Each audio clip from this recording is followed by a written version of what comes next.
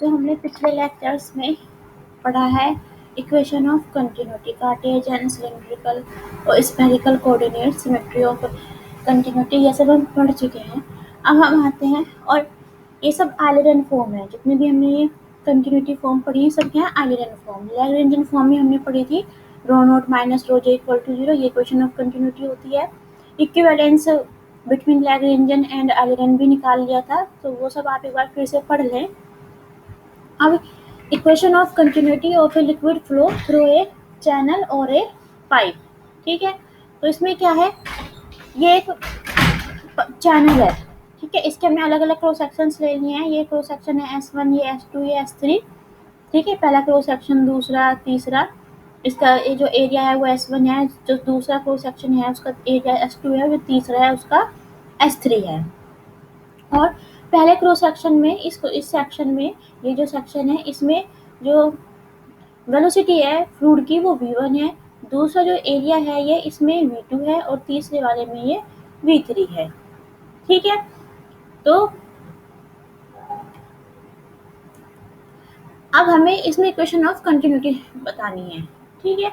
अब हमें जो मास होगा पूरा फ्लो अक्रॉस दिस सेक्शन, इसे हम थ्रो S1, इसे हम क्या बोल रहे हैं, Q1। तो Q1 क्या हो जाएगा, S1V1, ठीक है।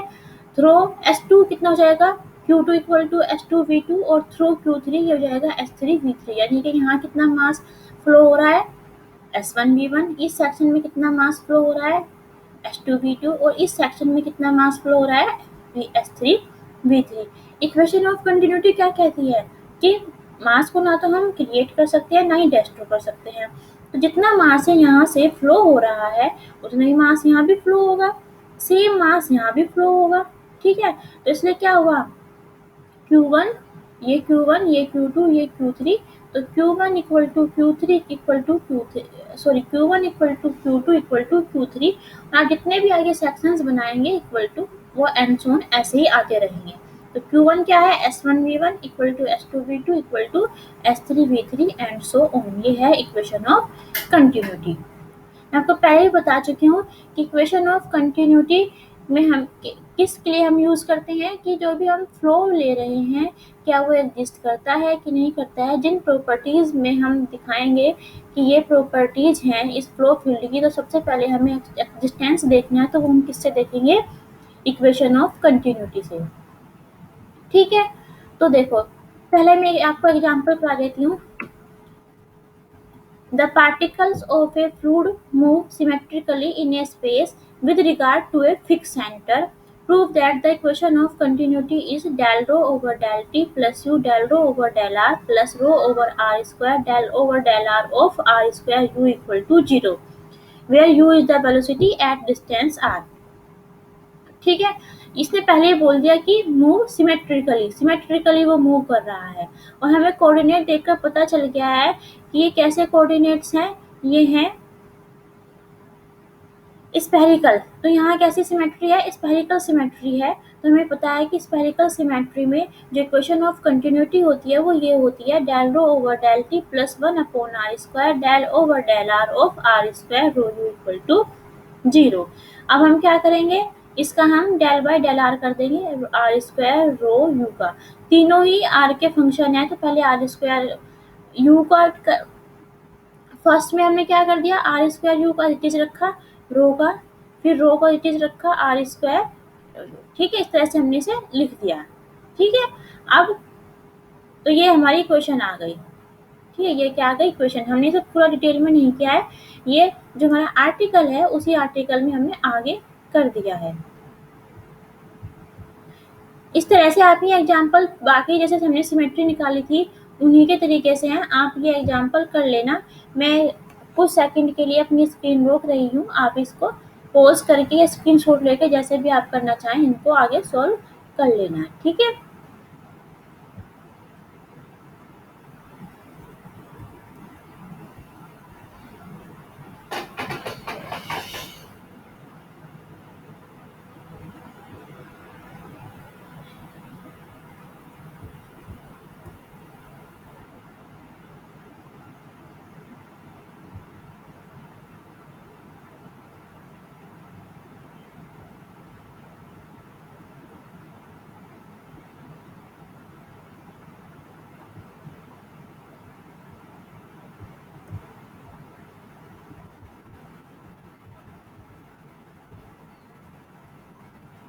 सारे करने की जरूरत नहीं है।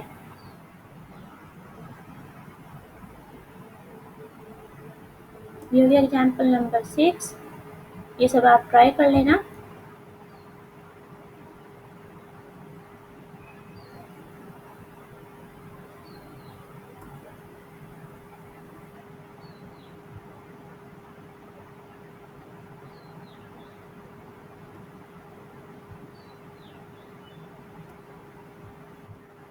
Example number 7।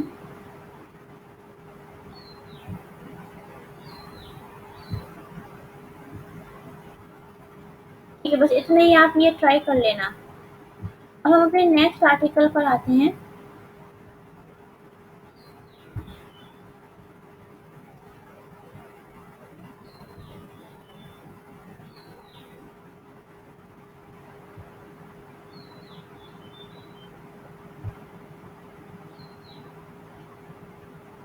देखो, इसमें कुछ जो एग्जाम्पल्स हैं वो बहुत ही इजी हैं। जैसे एग्जाम्पल नंबर 12 है, क्या है ये?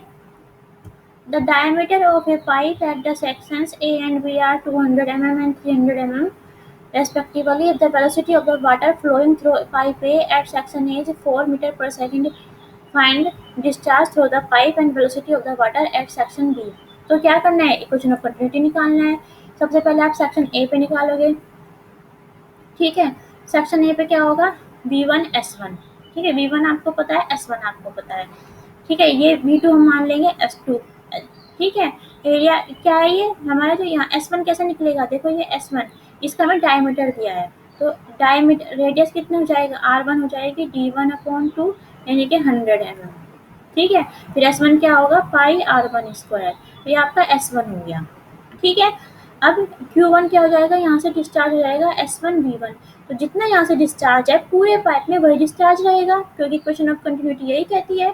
ठीक है, तो ये पूरा पाइप में यही डिस्चार्ज रहेगा।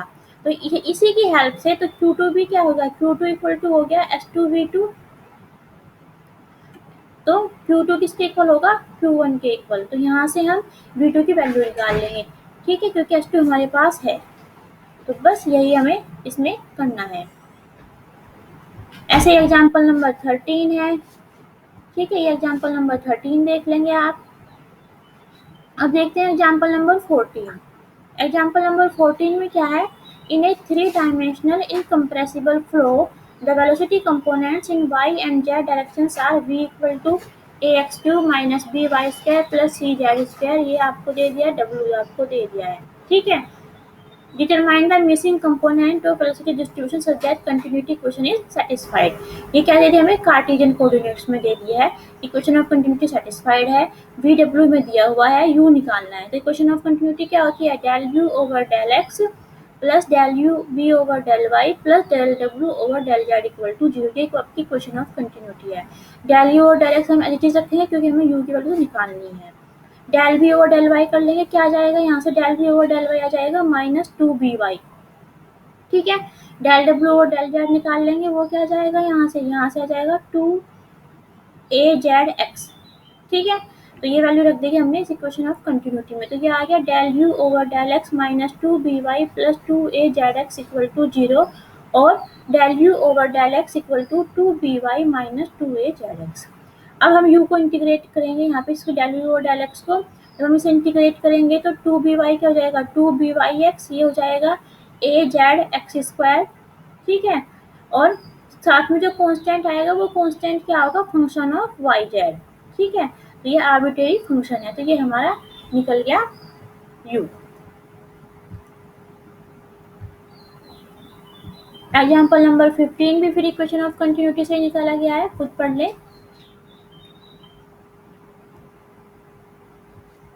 एग्जाम्पल नंबर 16 भी बहुत आसान है। Determine the constants element in order that the velocity this Q where are equal to this में satisfy the equation of continuity for a liquid.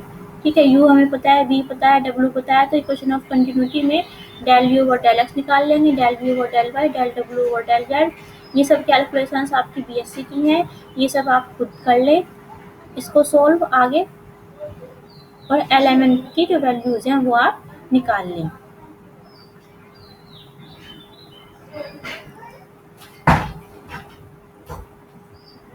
ऐसे एग्जाम्पल नंबर 17 है।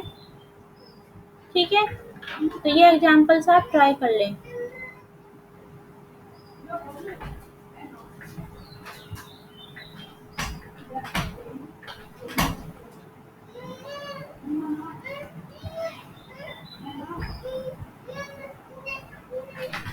ठीक है, 19 आप छोड़ दें।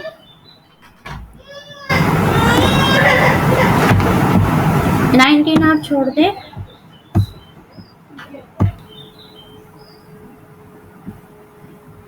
19 आप छोड़ देंगे। आगे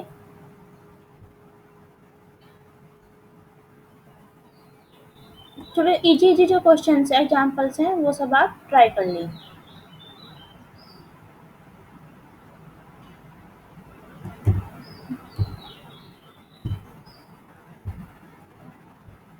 अब हम आते हैं नेक्स्ट आर्टिकल, ये है बाउंड्री कंडीशन। बाउंड्री कंडीशंस में दो तरह की हैं, एक तो काइनेमेटिकल है और एक फिजिकल है।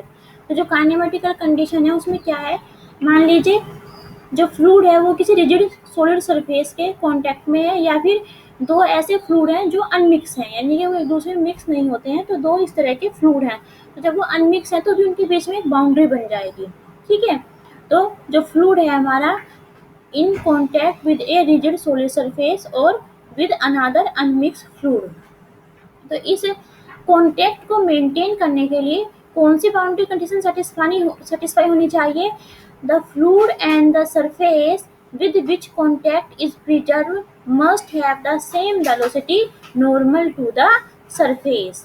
ठीक है, अगर फ्लूइड और सरफेस के बीच में उस कॉन्टेक्ट को हमें प्रिजर्व करना है तो जो फ्लूइड की वेलोसिटी है और उस सरफेस की जो नॉर्मल वेलोसिटी है वो दोनों सेम होनी चाहिए। तो यहाँ से हमारी कंडीशन क्या आई, मान लीजिए n क्या है, नॉर्मल यूनिट वेक्टर है सरफेस पर।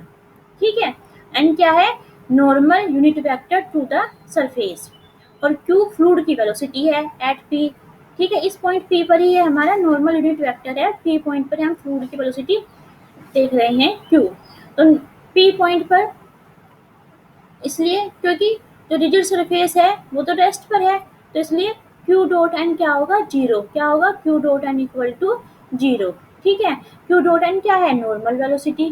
ठीक है, तो यानी कि इस कॉन्टेक्ट को प्रिजर्व रखने के लिए जो बाउंड्री कंडीशन आई है वो क्या है कि जो नॉर्मल वेलोसिटीज हैं, normal velocities are both zero.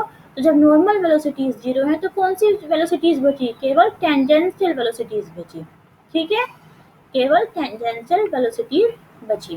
अब ये कब की बात है, जब हमारा जो सरफेस है वो रिजिड है। ठीक है, उसमें कोई मोशन नहीं है। लेकिन अगर हम सरफेस भी मूविंग सरफेस ले लेते हैं, जो सरफेस है हमारा वो कैसा है, सरफेस भी मूविंग है, तो ये हमारा सरफेस हो गया जो कि u वेलोसिटी से मूव कर रहा है। ठीक है, जो सरफेस है वो जो u वेलोसिटी से मूव कर रहा है और फ्लूइड हमारा q वेलोसिटी से मूव कर रहा है। तो पॉइंट P की बात कर रहे हैं, पॉइंट P पर हम n हमने ले लिया है नॉर्मल यूनिट वेक्टर, ये हो गई पॉइंट P पर सरफेस की वेलोसिटी, और ये हो गई पॉइंट P पर q फ्लूइड की वेलोसिटी। ठीक है, तो हम क्या कहते हैं कि इनकी नॉर्मल वेलोसिटी सेम होनी चाहिए तभी ये कॉन्टैक्ट होगा। ठीक है, तो इसलिए पॉइंट P पर u की नॉर्मल वेलोसिटी, नॉर्मल कंपोनेंट क्या होगा, u डॉट n, और q का नॉर्मल कंपोनेंट क्या होगा, q डॉट n। तो q dot n equal to u dot n। क्या कंडीशन आई यहाँ से, q dot n equal to u dot n। या हम इसे क्या लिख सकते हैं, q minus u dot n equal to zero. ठीक है, ये q माइनस u क्या है, the velocity of the fluid relative to the boundary. ठीक है, क्या है ये, velocity of the fluid relative to the boundary, और इसका नॉर्मल कंपोनेंट जीरो है। ठीक है, तो इसका मतलब क्या हुआ कि जो फ्लूइड जो वेलोसिटी है फ्लूइड की रिलेटिव टू द बाउंड्री वो केवल टेंजेंशियल है। कैसी है, टेंजेंशियल है। ठीक है, अब हम लेते हैं फिजिकली कोई बाउंड्री कंडीशन क्या होगी। फिजिकली में हमें क्या करना है, क्या कंडीशन है कि जो the pressure of the fluid must act normal to the boundary. क्या है, the pressure of the fluid must act normal to the boundary. ठीक है, अब इसकी हम कंडीशन देखते हैं मैथमेटिकली। मैथमेटिकली क्या कंडीशन है, तो हमें डिफरेंशियल इक्वेशन लानी है बाउंड्री कोई भी अगर हमें बाउंड्री सरफेस लेना, कोई भी सरफेस है हमारे पास, ये देखना है कि वो किसी फ्लूइड का बाउंड्री सरफेस बन सकता है कि नहीं। तो उसके लिए हमने क्या किया, ये सरफेस ले लिया एफ आर टी, ठीक है, एफ आर टी। क्योंकि आर किसका फंक्शन है, एक्स वाई जेड का, तो इसे हम क्या लिख देंगे, f of x y z t equal to 0। ये हमने कोई बाउंड्री सरफेस ले लिया, ठीक है। इस बाउंड्री सरफेस में पी हमने कोई पॉइंट ले लिया है, ठीक है। पॉइंट पी पर फ्लूइड की वेलोसिटी है क्यू और सरफेस की वेलोसिटी क्या है, यू। तो जब भी हमने पहले पीछे आर्टिकल देखा था, उस आर्टिकल के according q minus u dot n equal to 0, q minus u dot n equal to 0, ठीक है। अब एन क्या है, unit normal vector. Unit normal vector के डायरेक्शन रेशियोज क्या होते हैं, जिस सरफेस पर हम निकाल रहे हैं उस सरफेस का हम ग्रेड कंपोनेंट निकाल लेंगे, यानी कि del F over del X निकालेंगे, del F over del Y और del F over del Z.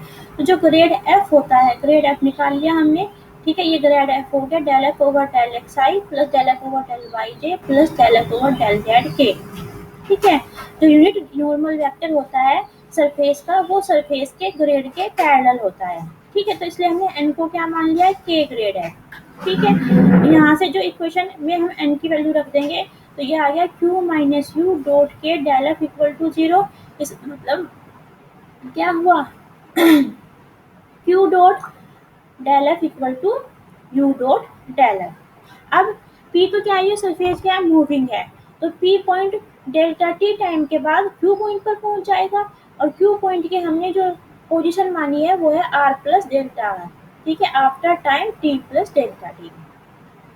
तो जो q है वो भी इस कंडीशन को सेटिस्फाई करेगा, ठीक है।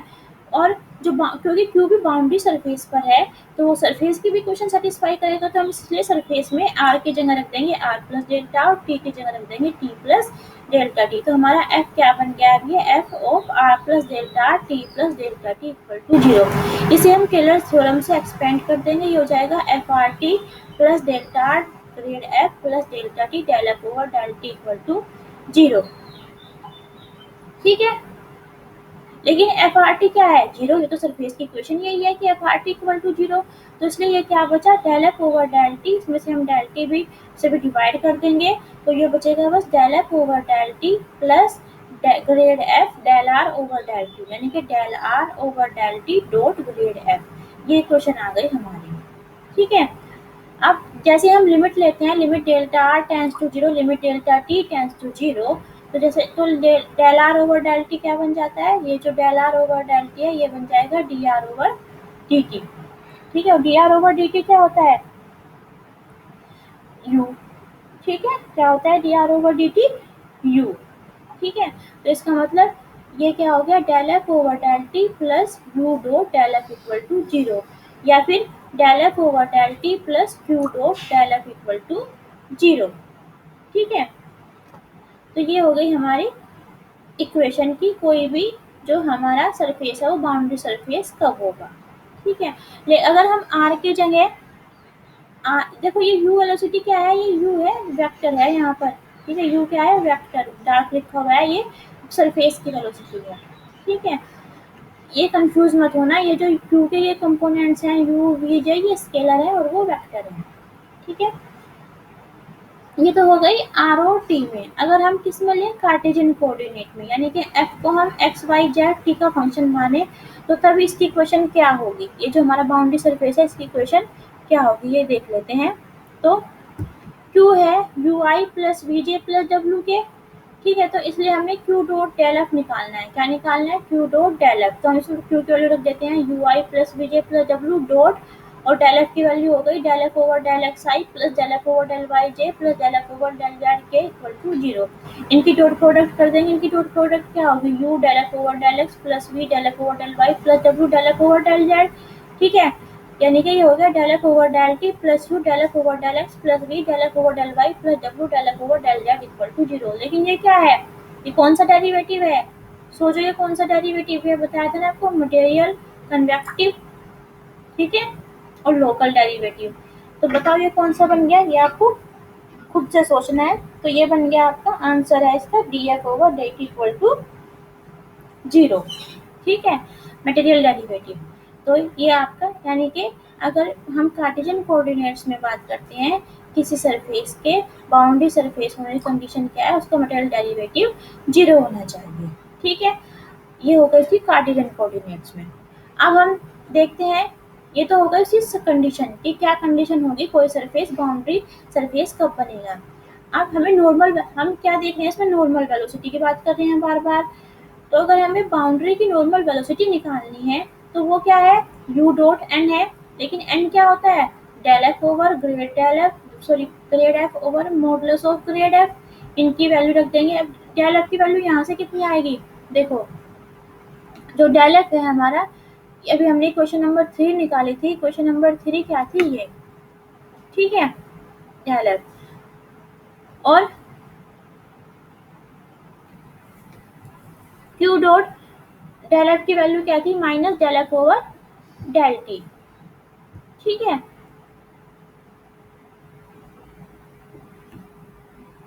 यहाँ से इस u डॉट डेल एफ की वैल्यू क्या है, minus del F over del t. तो हमने u डॉट डेल एफ की जगह क्या रखी है, minus del F over del t, और ग्रेड एफ की वैल्यू हो गई modulus of del F over del x I plus del F over del Y J plus del F over del Z k. इसका modulus क्या होगा, under root of इसका square plus इसका square plus इसका square. ठीक है, ये square ये स्क्वायर ये स्क्वायर। तो अब लेकिन ये minus del F over del t किसके इक्वल है, u del F over del x plus v del F over del Y plus w del F over del Z के। कहाँ से, यहाँ से इक्वेशन नंबर 8 से। यहाँ से ये इक्वल टू 0 है तो इधर इधर भेज देंगे तो ये वैल्यू बच जाएगी बस। ठीक है, तो ये आ गया u del F over del x plus v del F over del Y plus w del F over del z under root this. ठीक है, तो ये क्या हो गई, नॉर्मल वेलोसिटी हो गई बाउंड्री की। समझ रहे बच्चों। और अगर बाउंड्री सरफेस रेस्ट पर है तो del F over del t क्या होगा, 0। Del F over del t क्या हो जाएगा, 0। तो जो हमारी कार्टेशियन कोऑर्डिनेट में बाउंड्री सरफेस की कंडीशन निकली थी उसमें से del F over del t तो 0 हो जाएगा, सिर्फ ये बचेगा। तो बाउंड्री सरफेस की कंडीशन ये बच जाएगी अगर वो रेस्ट पर है। तो मूविंग है तो उसमें del F over del t और ऐड हो जाएगा। ठीक है, अब इससे रिलेटेड हम एग्जाम्पल्स देखते हैं। पहला ही एग्जाम्पल है, so that the surface x square upon a square k square t की power 4 plus k t square y square upon b square plus z square upon c square equal to 1 is a possible form of boundary surface of liquid at time t. तो ये हमें surface की equation दे दी, हम इसे f of x y z t equal to 0 के form में लाएंगे, इसलिए हम 1 को भी इधर ले आएंगे। तो हमने लिख दिया f of x y z t equal to ये सरफेस की इक्वेशन -1 इक्वल टू 0। ठीक है, क्या कंडीशन है इसकी, बाउंड्री सरफेस होने की, ये del F over del t plus del u del F over del x plus v del F over del Y plus डब्ल्यू del F over del z equal to 0।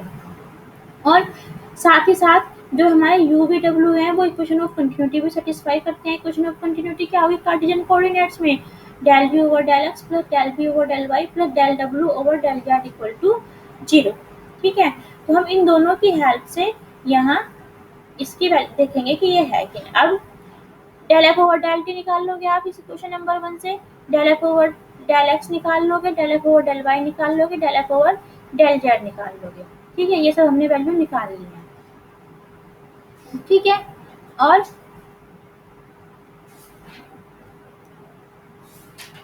इसमें हमने equation number 2 में ये सारी equation हमने रख दी है। Equation number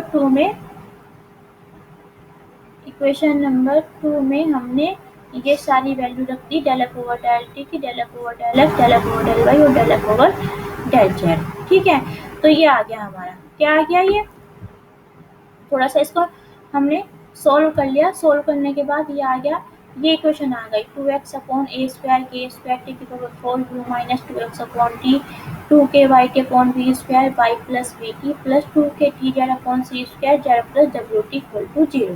ठीक है, ये 0 कब होगी, लेफ्ट हैंड साइड, जब ये वाला ब्रैकेट 0 होगा, ये वाला ब्रैकेट 0 होगा और ये वाला ब्रैकेट 0 होगा। तो ये ब्रैकेट 0 होने का मतलब है u minus 2x upon t equal to 0, that means u equal to 2x upon t. ये वाला ब्रैकेट 0 होने का मीन्स है y plus v t equal to 0, that means y equal to minus v t, और z plus डब्ल्यू t equal to 0, that is z equal to minus डब्ल्यू t. तो हमारी u की वैल्यू निकल गई, v की वैल्यू निकल गई, w की वैल्यू निकल गई।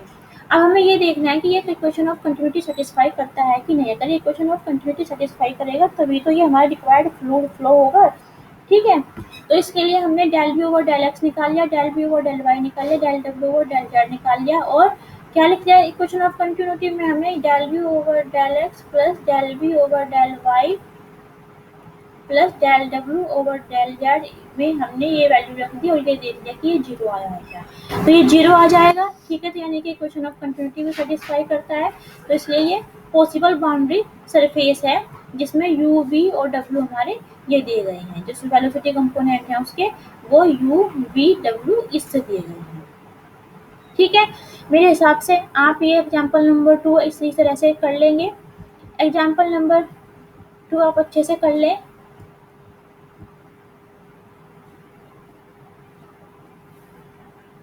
ऐसे एग्जाम्पल नंबर 3 है, so that x square upon ये भी आप इसको भी ट्राई कर लें। कोई प्रॉब्लम हो तो नेक्स्ट लेक्चर पे मुझसे पूछ लीजिएगा।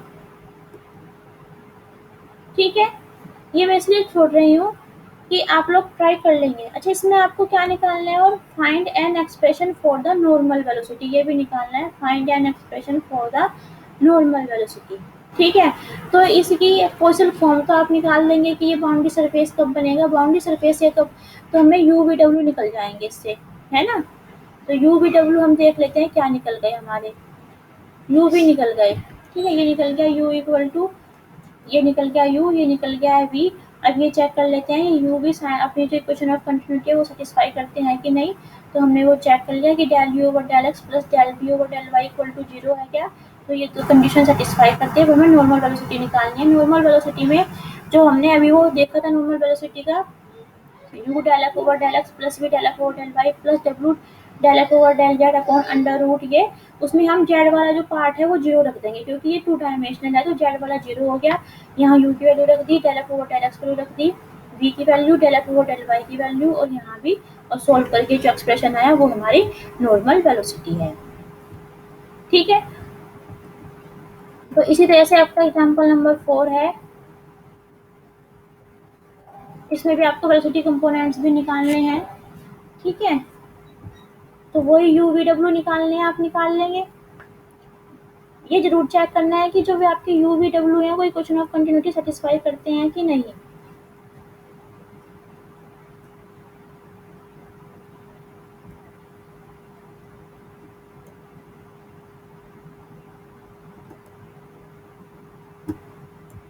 इस तरह से आपका ये आर्टिकल कंप्लीट हो गया है। अब हम बहुत अच्छे टॉपिक पर आते हैं। ये टॉपिक है स्ट्रीमलाइन। ठीक है, क्या टॉपिक है हमारा ये स्ट्रीमलाइन। सबसे पहले हम इसकी डेफिनेशन देख लेते हैं। स्ट्रीमलाइन की डेफिनेशन क्या है, a streamline is a curve drawn in the fluid so that its tangent at each point is the direction of motion of the at that point.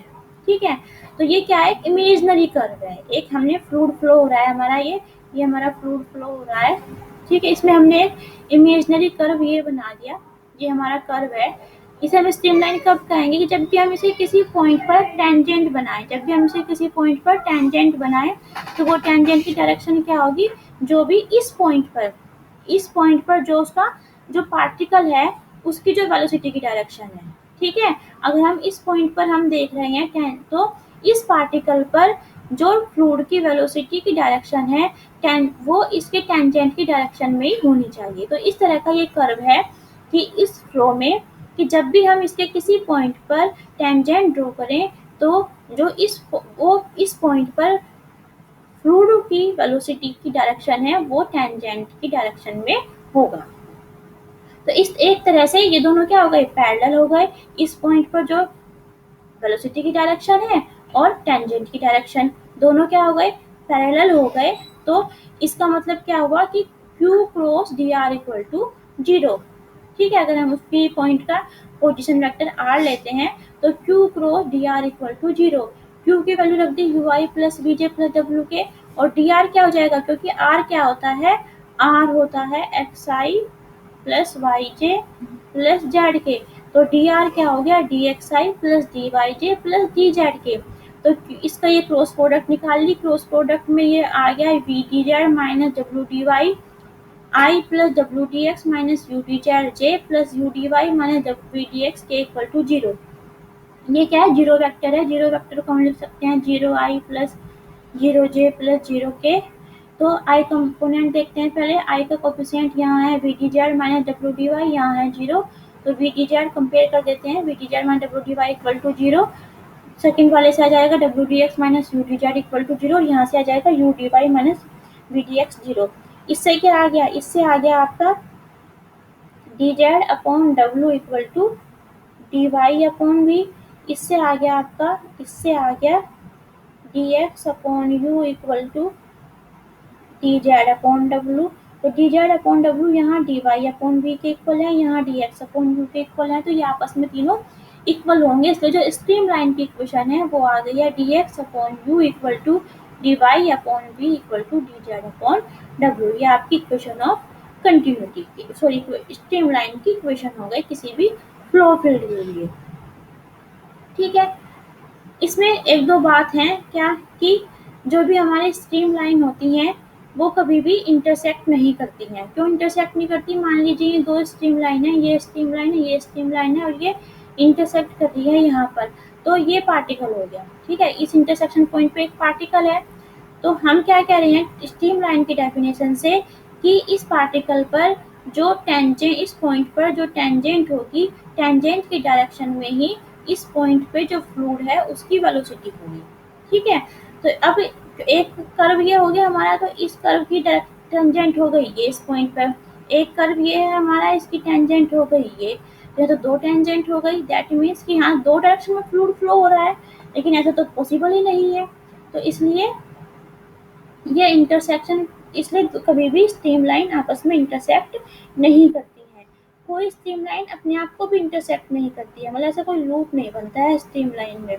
ठीक है, तो स्ट्रीम लाइन इंटरसेक्ट अगर कहीं करती हैं उस पॉइंट को हम क्या बोलते हैं, क्रिटिकल पॉइंट या स्टैग्नेशन पॉइंट। क्रिटिकल पॉइंट या स्टैग्नेशन पॉइंट, जिस पॉइंट पर वो इंटरसेक्ट करती हैं उन्हें हम बोलते हैं कि वहाँ सिंगुलरिटी है। क्या है वहाँ पर, सिंगुलरिटी है।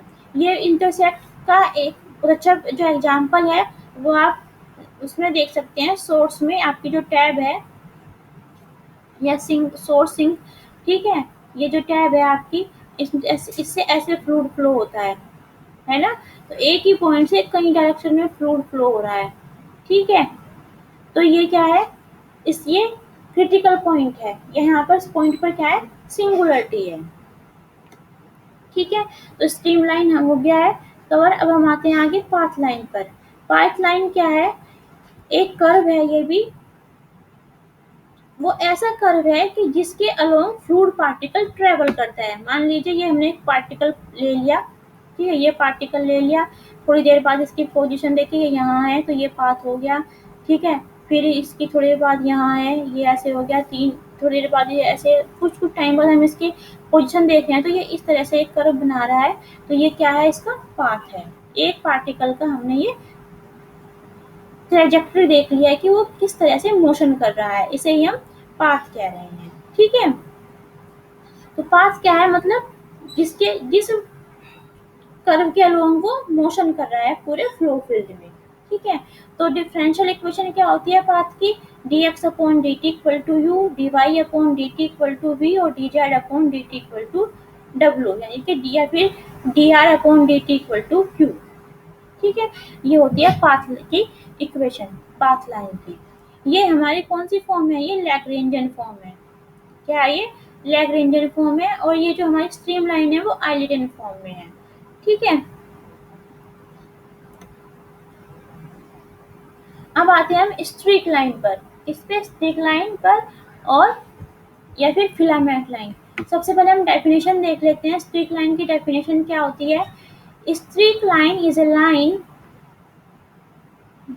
streak line is a line on which lie all those fluid particles that at some earlier instant pass through a certain point of space।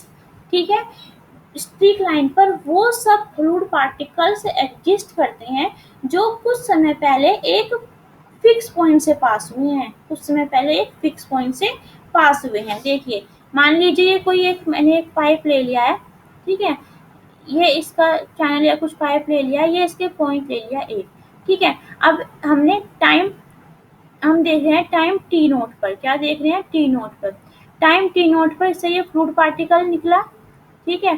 तो इसका टाइम टी नोट पर इसकी पोजीशन यहाँ से यहाँ पहुँच गई, ठीक है।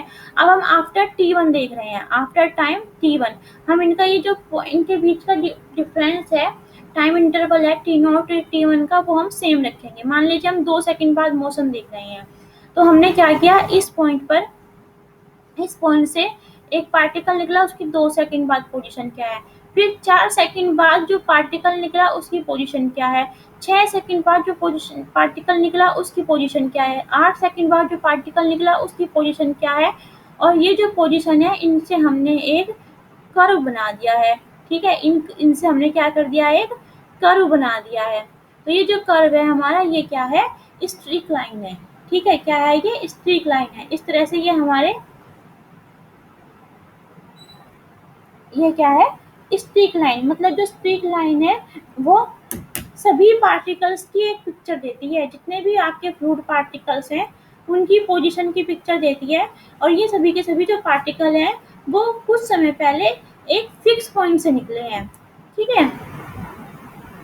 तो स्ट्रीमलाइन की इक्वेशन हम लैग्रेंजियन मेथड से ही निकालते हैं, और ये क्या है, स्ट्रीमलाइन की इक्वेशन है, ठीक है। इक्वेशन नंबर जो 4 आपकी ये है, ये है स्ट्रीक लाइन की इक्वेशन, ठीक है। अब हम इनमें थोड़ा डिफरेंस देख लेते हैं कि स्ट्रीम लाइन में और पाथ लाइन में डिफरेंस क्या होता है।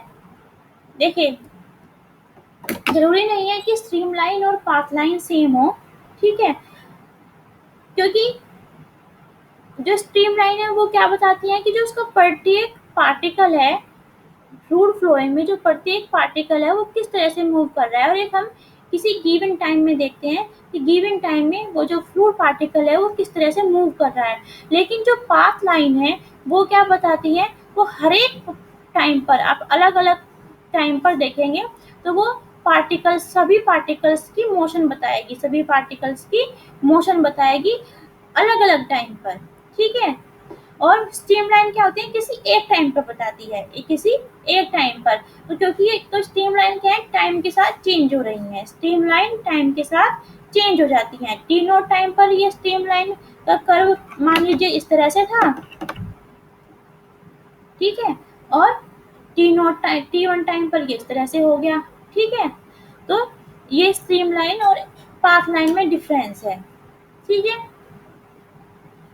इसके लिए हम 3 पॉइंट ले सकते हैं। मान लीजिए हमने 3 पॉइंट ले लिया, ये ले लिया पॉइंट P, ये Q और ये R, ठीक है। तो स्ट्रीमलाइन क्या होती है, स्ट्रीमलाइन, अब एक जो पार्टिकल है वो किसी टाइम t पर पॉइंट P से पास होगा और Q पे पहुंचेगा, क्या पहुंचेगा, Q पे पहुंचेगा। तो इस टाइम पर ये स्ट्रीमलाइन हो गई PQ, ठीक है। आफ्टर टाइम T1 वो पॉइंट R पे पहुंच गया, तो ये हो गई उसकी Q, ये जो QR है ये स्ट्रीमलाइन हो गई। T1 टाइम पर क्या हो गई उसकी स्ट्रीमलाइन QR। लेकिन अगर हम उस पार्टिकल की, पूरे पार्टिकल की पाथ लाइन देखें तो जो ये पूरा कर्व बना है हमारा PQR, यही उसकी पाथ लाइन है, ठीक है। अब जो स्टेडी मोशन होता है, स्टेडी मोशन क्या होता है, वो टाइम से इंडिपेंडेंट होता है।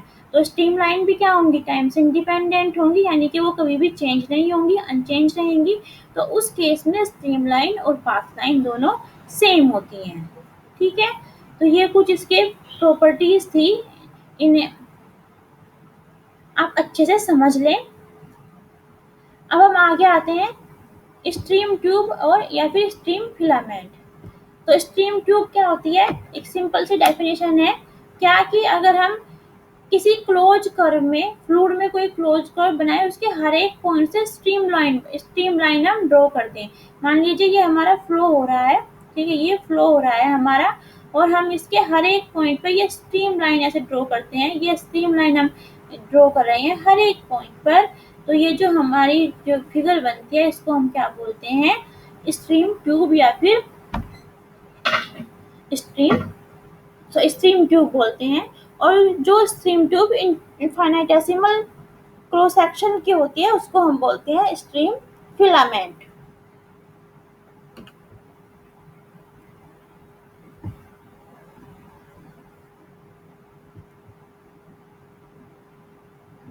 अब मैं आपको स्ट्रीम लाइन एक छोटा सा एग्जाम्पल करा देती हूँ, बहुत आसान है।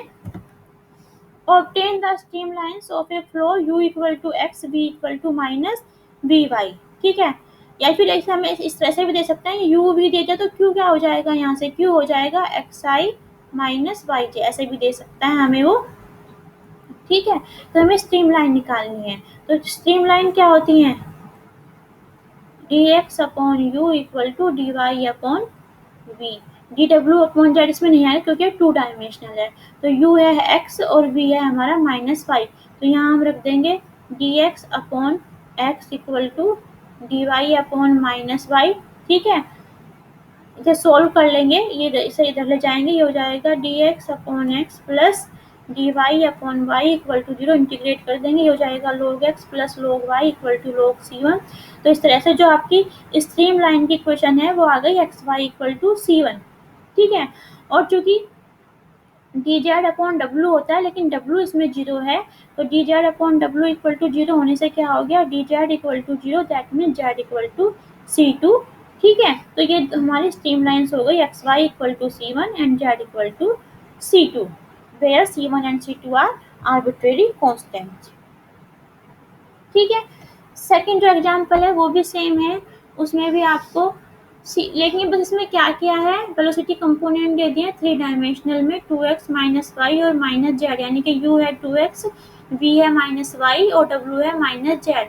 और c1 c2 की वैल्यू निकालने के लिए आपको एक पॉइंट भी दे दिया है 1 1 1, तो आप c1 c2 की वैल्यू निकालेंगे 1 1 रख के, ठीक है। तो जो आपके स्ट्रीम लाइन कर्व है, पहला कर्व आ गया आपका x y square equal to c1 और दूसरा कर्व आ गया x z square equal to c2।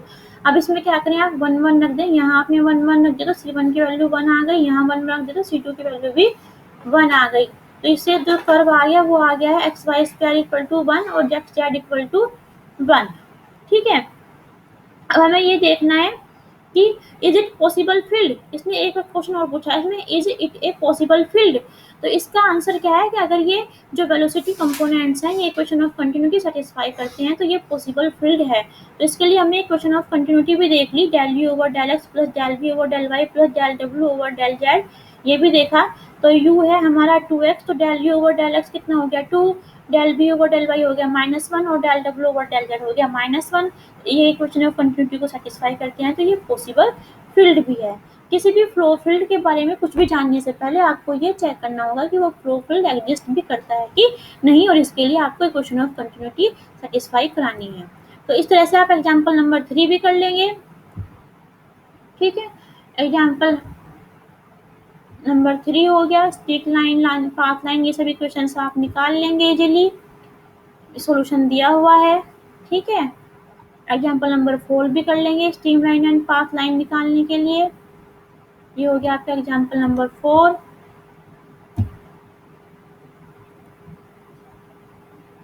ये इसका पूरा solution.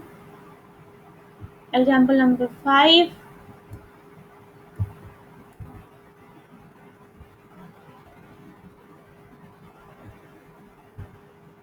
Example number 6, example number 7, 8, 9,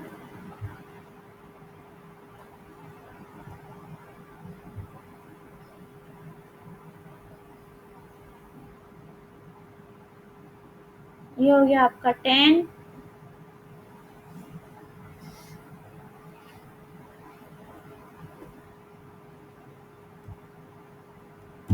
11 को आप छोड़ सकते हैं। अब हमारा जो नेक्स्ट आर्टिकल होगा नेक्स्ट वीडियो में वो होगा वेलोसिटी पोटेंशियल वेलोसिटी फंक्शन, बहुत अच्छा टॉपिक है। तो इससे पहले लेकिन आप ये स्ट्रीम लाइन और पाथ लाइन, स्ट्रिक लाइन, जो जितना भी हमने ये आपको बाउंड्री सरफेस ये सब बताया, इसके एग्जाम्पल ट्राई कर लें। एक्सरसाइज